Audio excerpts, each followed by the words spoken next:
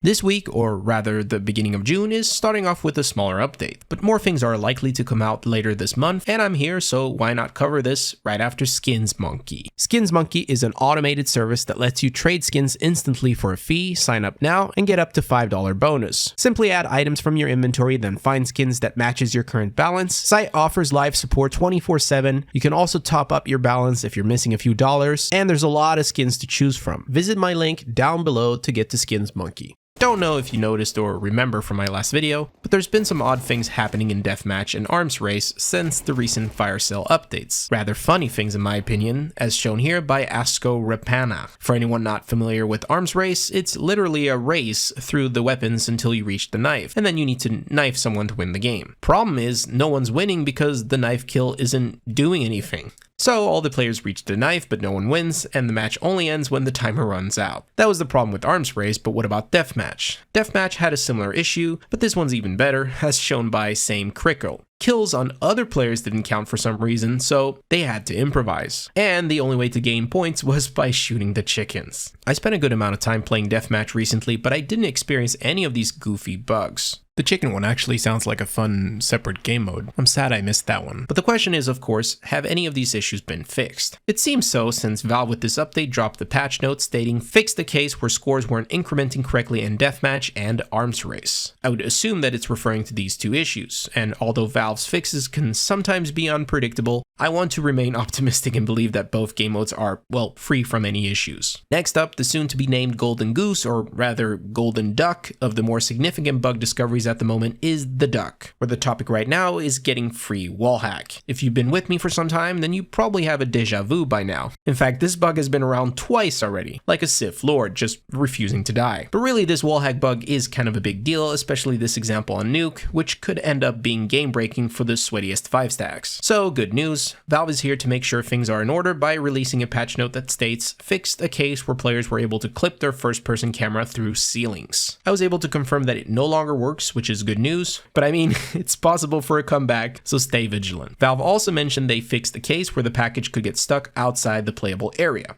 While that sounds nice, I need to point something out. The previous patch note about fixing the wallhack bug must have been thanks to the duck, as I can't think of anyone else bringing this to light. And guess what? The same guy, the same duck, made a video in April compiling possible stuck positions. How convenient. Now, Valve said they fixed a case, meaning a single case, in this update, but there's still an entire collection of them scattered across the entire map pool, which conveniently were all highlighted by the same duck who helped discover the wallhack bug that was patched in the same update. For the record, the duck has confirmed that these stuck positions are still possible to do, and I could confirm myself the very first one in the video on Mirage still works. But I guess the biggest takeaway I have from all this is that Valve should really look into the duck's posts. They're filled with bugs and exploits. I'm not saying they're all easy to fix, but there are plenty here. Finally, we get to the stability improvements, which can mean anything. For fun, I used the FPS benchmark map before and after the update and noticed little to no performance changes, but I wasn't expecting anything since we're talking about stability improvements here, not performance improvements. But I know some of you have experienced a lot of issues which eventually lead to worse performance, so if you had stutters or anything of that kind, could be worth booting up the game right now to see if it works any better. It's also worth noting that Fletcher Dunn from Valve is still very active on Reddit, asking people for ETW traces to help improve performance or fix other related issues. It's great to see some social activity from the devs. Speaking of that actually, someone asked when the fix for the boost bug will come out on Reddit, referring to this one, which is getting very old. And another person from Valve who is in Fletcher Dunn decided to jump in. Dan B replied with instructions for how to report the bug to the devs. They even knew which bug it was, referring to the one that causes camera shakes and inaccuracy.